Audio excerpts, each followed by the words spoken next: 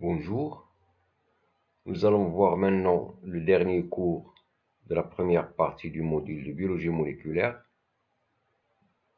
du 5e semestre de la filière SVI et ce cours concerne quelques notions sur les mutations.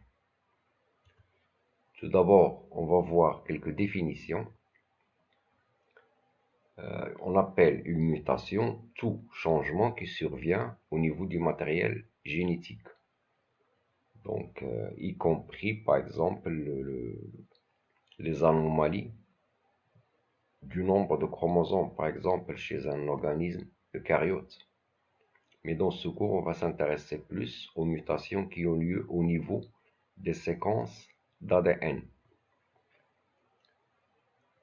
Alors, une mutation, elle a certainement une cause, mais lorsque cette cause elle est indéterminée, on dit qu'elle est apparue de façon spontanée, et on dit que la mutation est spontanée. Lorsqu'on expose de façon délibérée un individu à un agent mutagène, donc l'agent mutagène va créer des mutations, donc on induit la mutation, et dans ce cas, on dit que la mutation, elle est induite. Et finalement, lorsque on cible la mutation, c'est-à-dire lorsqu'on détermine les nucléotides qu'on veut délibérément changer, on dit que la mutation, elle est dirigée. Alors une mutation, ça peut remplacer un nucléotide par un autre, ou une paire de bases par une autre.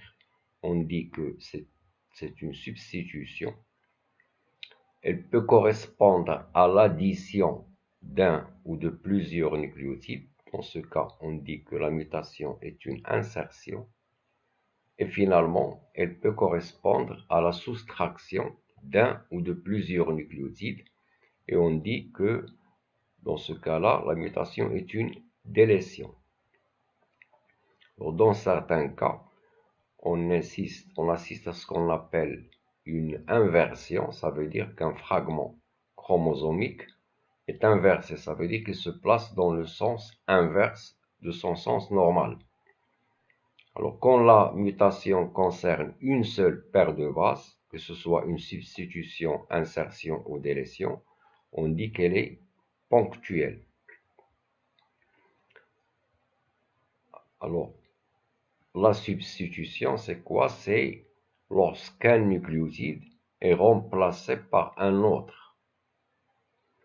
Donc, lorsqu'on remplace une base purique par une base purique, ou bien une base pyrimidique par une autre base pyrimidique, on dit que la mutation est une transition. Lorsque la mutation substitue une base pyrimidique par une base purique, ou l'inverse, on dit que c'est une transversion. Alors la mutation peut entraîner bien sûr un changement du phénotype et l'apparition de ce qu'on appelle un mutant. Donc un mutant, c'est tout simplement un individu qui a perdu le phénotype sauvage. Alors la mutation n'entraîne pas forcément le changement du phénotype, comme on va le voir, mais dans la plupart des cas, elle induit ce changement de phénotype. Comme par exemple, la mutation a un incident sur la séquence peptidique d'une enzyme. Si les acides aminés changés ne sont pas essentiels à l'activité enzymatique, l'individu peut garder le phénotype sauvage et donc on ne le voit pas. On ne détecte pas l'apparition du mutant. Alors, en ce qui concerne les causes des mutations, alors premièrement, ça peut survenir suite à une erreur au cours de la réplication. Donc ça arrive quand les enzymes intervenant dans la réplication, ils peuvent commettre des erreurs et au lieu de ramener un nucléotide, au lieu d'incorporer un nucléotide dans le bras néosynthétisé, ils peuvent incorporer un autre. Ou alors la mutation peut être causée par un agent mutagène. Un agent mutagène, c'est un agent physique ou chimique qui induit l'apparition d'une mutation. On va donc tout d'abord parler de quelques agents mutagènes. Alors il y en a des dizaines, surtout les agents chimiques.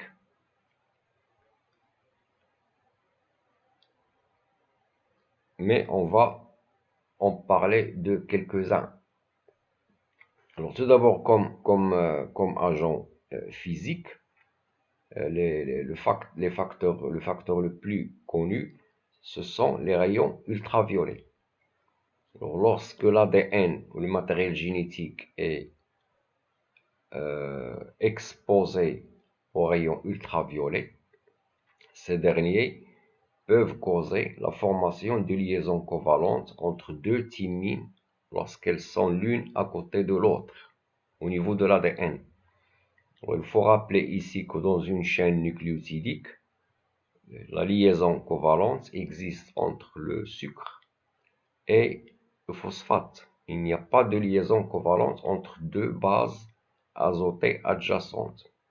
Mais lorsqu'il y a deux thymines adjacentes, c'est-à-dire l'une à côté de l'autre, il y a les rayons ultraviolets. Ces rayons ultraviolets causent la formation de liaisons covalentes entre les deux thymines qui sont l'une à côté de l'autre. Et ça donne ce qu'on appelle un dimère de thymine, c'est-à-dire une seule molécule qui est formée par deux molécules de thymine. Et ces dimères de thymine, s'ils persistent au niveau de l'ADN, elles vont causer des mutations au cours du cycle de réplication suivant. Et donc ces dimères de thymine doivent être réparés. Comme agent mutagène chimique, on va citer ici deux molécules qui sont les acridines et les proflavines. Alors les acridines et les proflavines, ce sont des molécules cancérigènes qui ont la capacité de s'intercaler entre deux nucléotides. Ainsi, au cours de la réplication, elles peuvent provoquer soit l'insertion, donc l'addition, ou la délétion, c'est-à-dire soustraction d'une paire de bases. Alors, parmi les agents mutagènes aussi chimiques, on trouve ce qu'on appelle les analogues de base. Alors, les analogues de base, ce sont des molécules dont la structure ressemble à l'une des bases azotées. On va citer ici le cas du 5-bromo-uracile. Donc, c'est un composé dont la structure ressemble à celle de la thymine. Alors, normalement, on sait que la thymine s'hybride à l'adénine. Sauf que le 5-bromo-uracile, il peut exister sous deux formes différentes. Alors, le 5-bromo-uracile sous la forme kéto et le 5-bromo-uracile sous la forme énol. Alors, cette forme, kéto, est capable de s'hybrider à l'adénine, comme dans le cas normal, comme la thymine. Alors que la forme énol, elle est capable de s'hybrider à la guanine, et non pas à l'adénine. Donc, lorsque le 5-bromo-uracile existe dans une cellule, il peut exister soit dans une forme, soit dans l'autre. On va prendre ici un exemple. Donc, on a ici un ADN double brin qui va subir la réplication. Donc, bien sûr, on sait que la réplication, c'est une molécule double brin qui doit donner deux molécules phi, elle aussi double brin, et identique à la molécule mère. Sauf que s'il y a le 5-bromo-uracile dans le milieu, il risque de s'hybrider à cette adénine au cours de la réplication. Donc, à partir de cette molécule mère, on va obtenir une molécule phi normale avec un brin en rouge néosynthétisé. Celui-là est parental, c'est celui-là. Et une autre molécule avec ce brin qui est parental. Le brin néosynthétisé, au lieu de contenir ici une thymine, il va contenir le 5-bromo-uracile. Au cycle de réplication suivant, c'est-à-dire la deuxième réplication, les deux brins ici qui vont se séparer. En face de ce A, sans problème, il y aura une thymine. Mais ce 5-bromo-uracile sous la forme kéto, si par hasard il change, il devient sous la forme énol, l'ADN polymérase va ramener une guanine. Donc dans le brin new synthétisé ici, on aura, au lieu d'une adénine, on aura une guanine. À troisième réplication, cette guanine sera hybridée à une cytosine dans la nouvelle molécule. Donc, qu'est-ce qu'on a fait dans tout ce cheminement à cause du 5-bromo-uracile et parce qu'il a changé de la forme kéto à la forme énol, on va avoir une mutation ponctuelle par substitution. Donc, la paire de bases AT est devenue la paire de bases GC. Donc, c'est une transition. Pourquoi? Parce qu'on a remplacé une base purique par une autre base purique, et ici une base pyrimidique par une autre base pyrimidique. Alors maintenant, concernant les phénotypes causés par les mutations, donc l'effet des mutations. Alors l'effet de la mutation dépend de l'endroit du gène ou d'un gène qui a été touché par la mutation. On rappelle qu'un gène, c'est une partie de l'ADN qui contient un promoteur, une partie transcrite en ARN et un terminateur. Donc l'ARN, bien sûr, contient les séquences nécessaires à la traduction.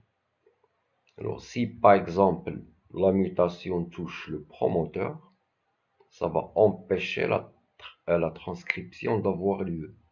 Donc si le promoteur est muté, il n'y aura pas d'ARN messager et par conséquent il n'y aura pas de polypeptide.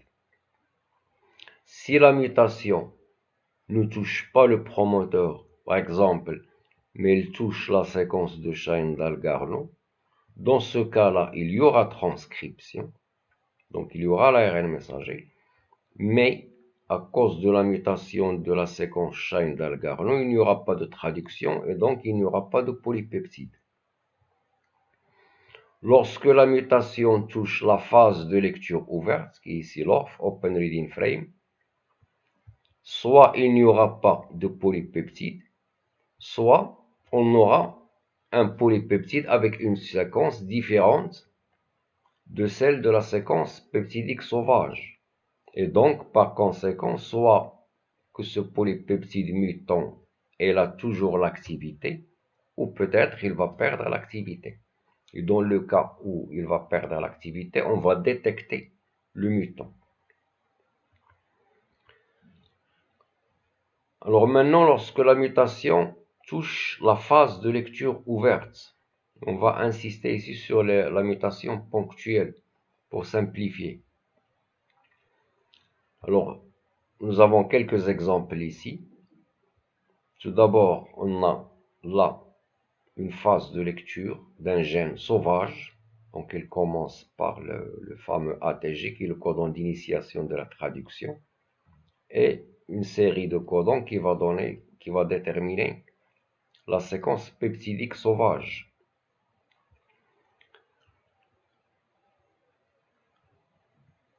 Si ce C est substitué par mutation par un A, donc ce sera une mutation ponctuelle par substitution qui n'aura aucune influence sur la séquence peptidique.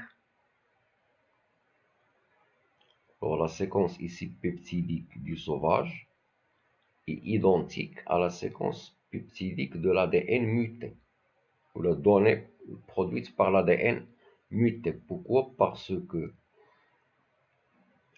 cette substitution a changé le codon ACC en codon ACA. Or, à cause de la dégénérescence du code génétique, ces deux codons, ACC et ACA, tous les deux codent pour la thréonine. Donc, il n'y aura pas de changement de la séquence peptidique. On appelle ça une mutation same sense. Alors, dans un autre cas, si ce A, par exemple, est substitué par un G, ici le codon AAA qui code pour la lysine deviendra codon GAA qui code pour l'acide glutamique. Et donc là, la séquence peptidique sauvage diffère de la séquence peptidique du mutant. C'est une mutation qu'on appelle mutation missense parce qu'elle a changé l'acide aminé. Alors dans cet exemple, troisième exemple de mutation toujours par substitution, on a la substitution de ce A en vert par ici un T. Et donc le codon AGA qui code pour l'arginine deviendra un codon TGA. Et le codon TGA c'est un codon non-sens. Donc cette mutation va causer un arrêt prématuré de la traduction. Donc au lieu que la traduction continue, elle va s'arrêter ici puisqu'elle a donné un codon non-sens. Et la mutation est appelée mutation non-sens.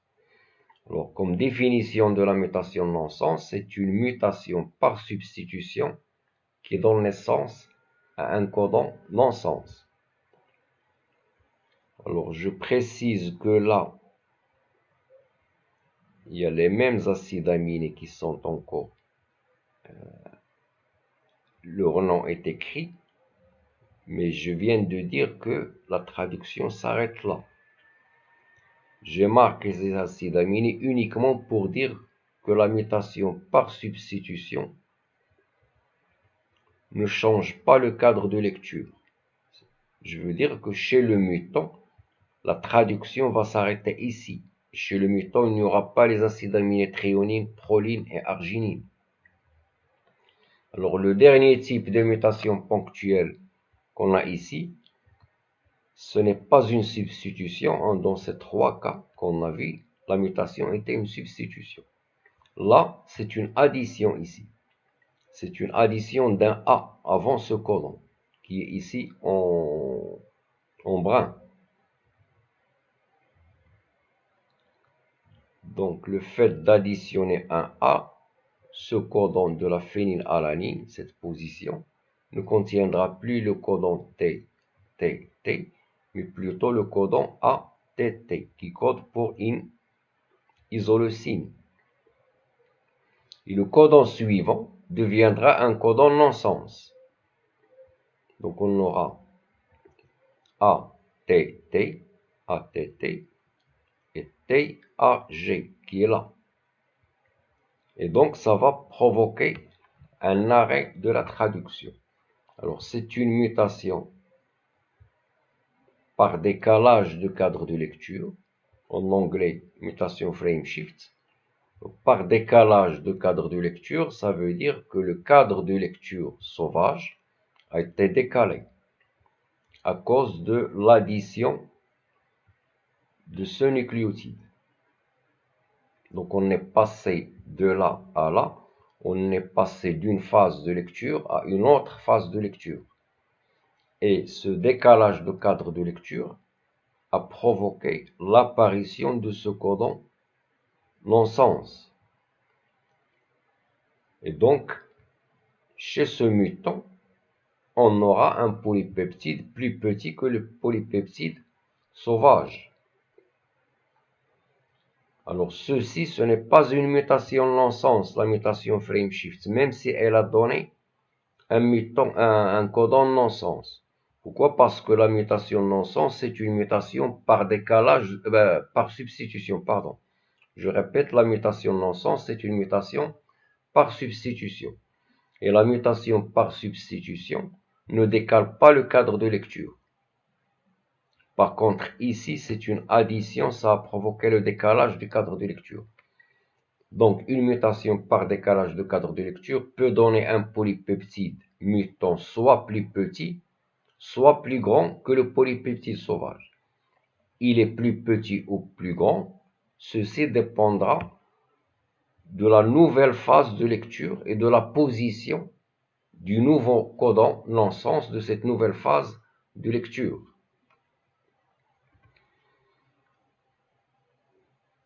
Alors, nous allons parler maintenant des suppressions.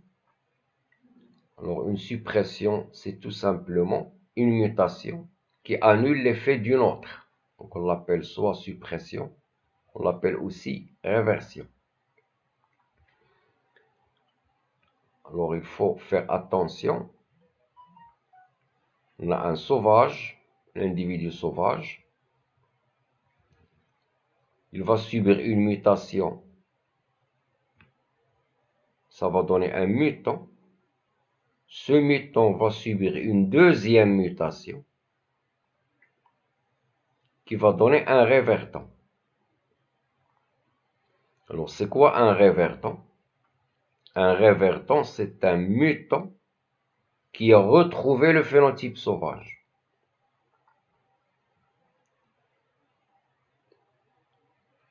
Alors, puisque c'est une mutation qui annule l'effet d'une autre mutation, donc on l'appelle une suppression.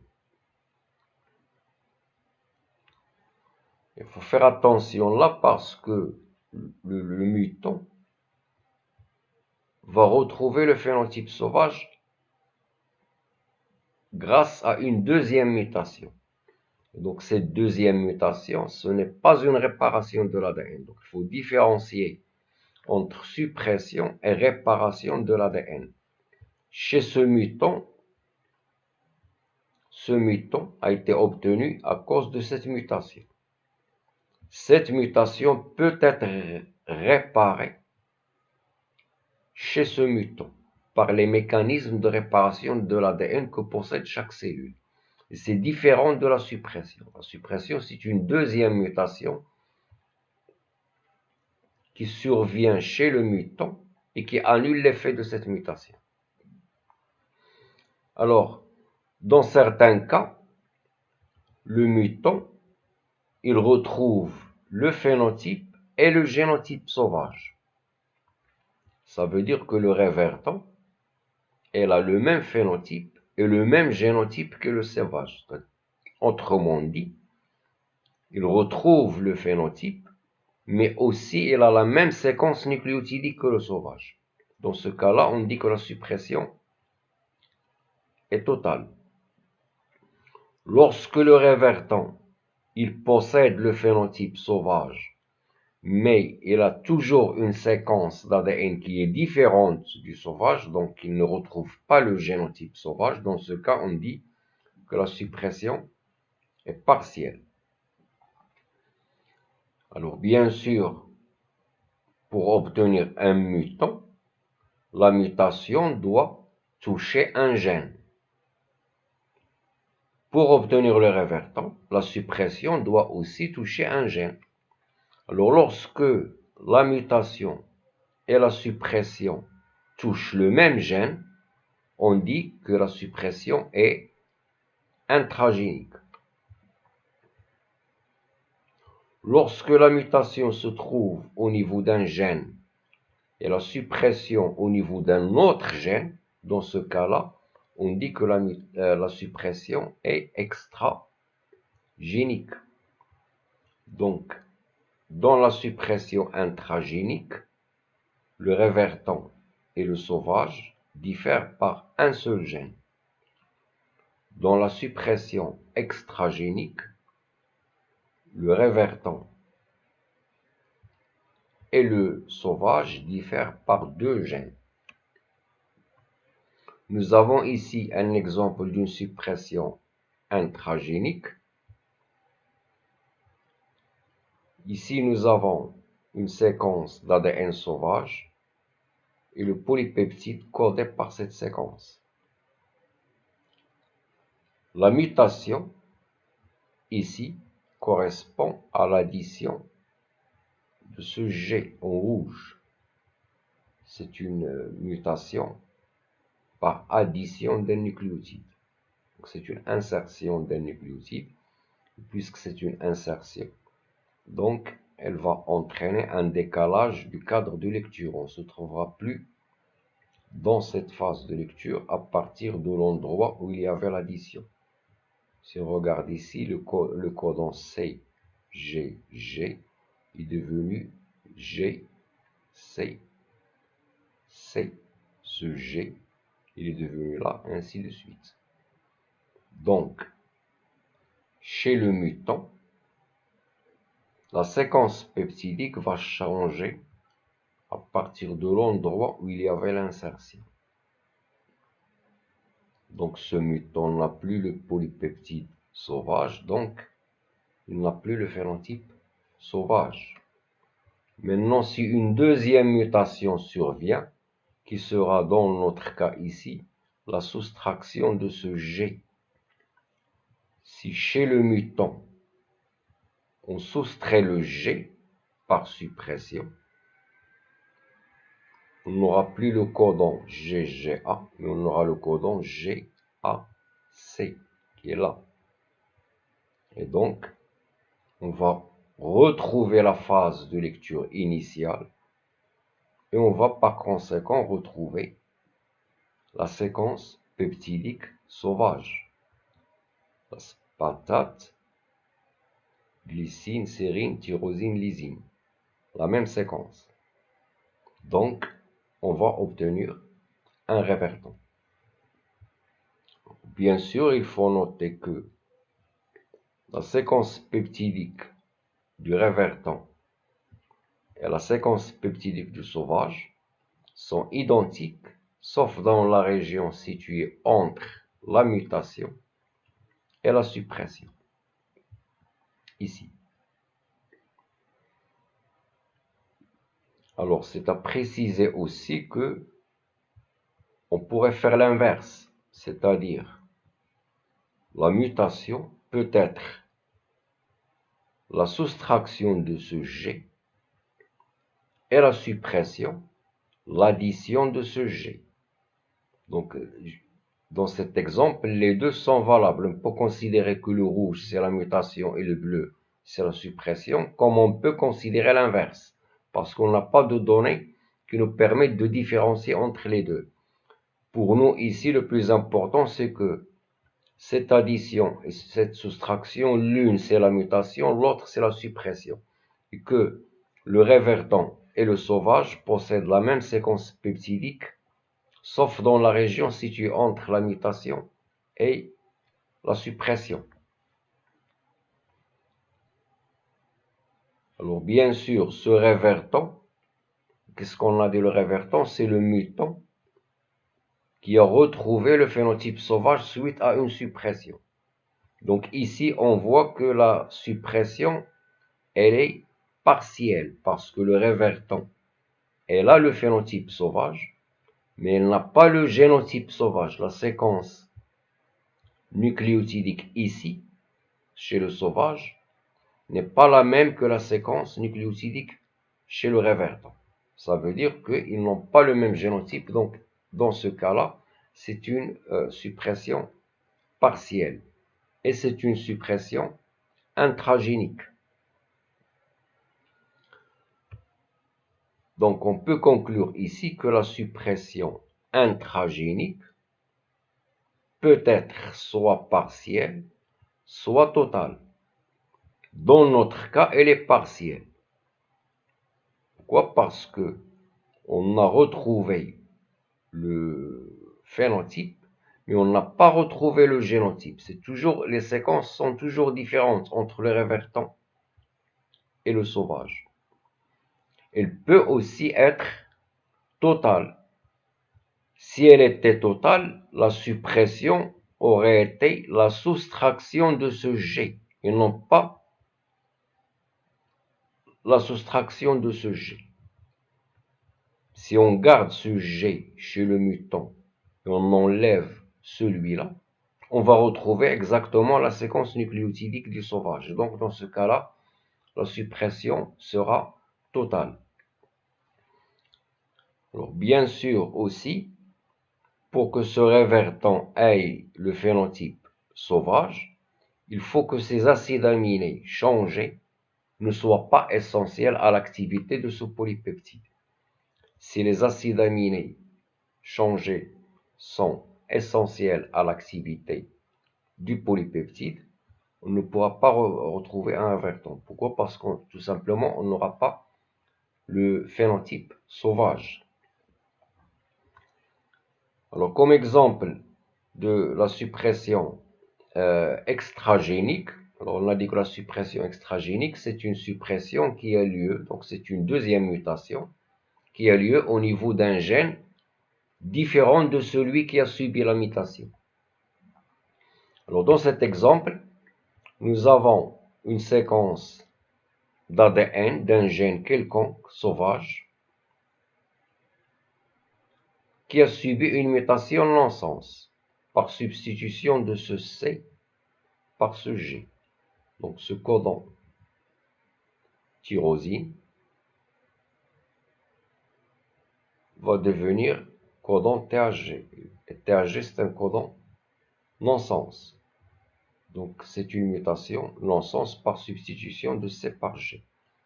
Et ça va entraîner un arrêt prématuré de la traduction. C'est-à-dire ici, la traduction va s'arrêter ici.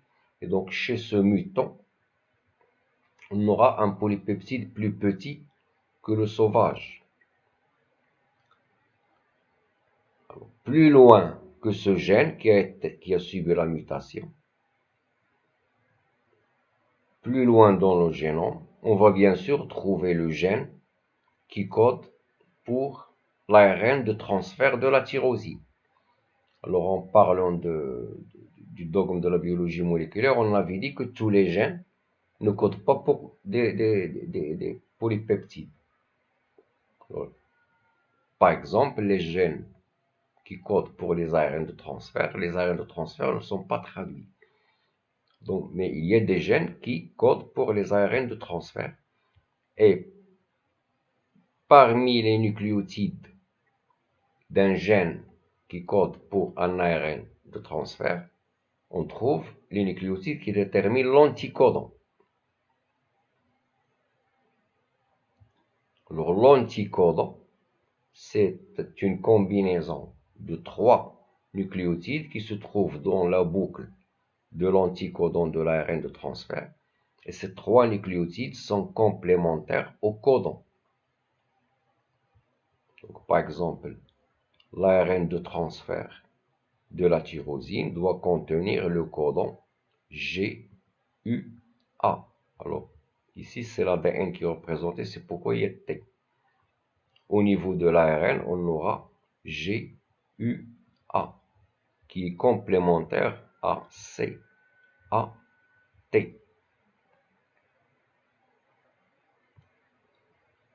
Chez le mutant, il y a ici la mutation non-sens. Et l'ARN de transfert, ou le gène de l'ARN de transfert, il est toujours sauvage. Maintenant, si chez ce mutant, cet anticodon subit une mutation de façon à ce que ce G soit substitué par ce C, donc ce gène de l'ARN de transfert qui est lui aussi maintenant muté, il va coder pour un ARN de transfert dont l'anticodon n'est plus GUA, mais plutôt CUA, qui est complémentaire au codon non-sens TAG. Et donc, à cause de cet ARN de transfert muté, qui sera codé par ce gène aussi muté, à cause de cet ARN de transfert, la traduction ne va plus s'arrêter au niveau de ce codon non-sens créé par la mutation, mais elle va continuer. Donc, l'effet de la mutation sera annulé. Donc, cette mutation est considérée comme étant une suppression. Et c'est une suppression qui est faite par un ARN de transfert suppresseur. Cet ARN de transfert muté est appelé ARN de transfert suppresseur. Pourquoi? Parce qu'il a supprimé l'effet d'une mutation? Non-sens. Alors généralement, une cellule qui contient un ARN de transfert suppresseur n'est pas, ou une culture surtout bactérienne, n'est pas viable. Pourquoi? Parce que un ARN de transfert suppresseur ne va pas empêcher l'arrêt de la traduction seulement au niveau de cette mutation, mais elle va empêcher l'arrêt de la traduction partout où il y a le codon TAG. Voilà, donc ce sera la fin de ce cours et je vous remercie.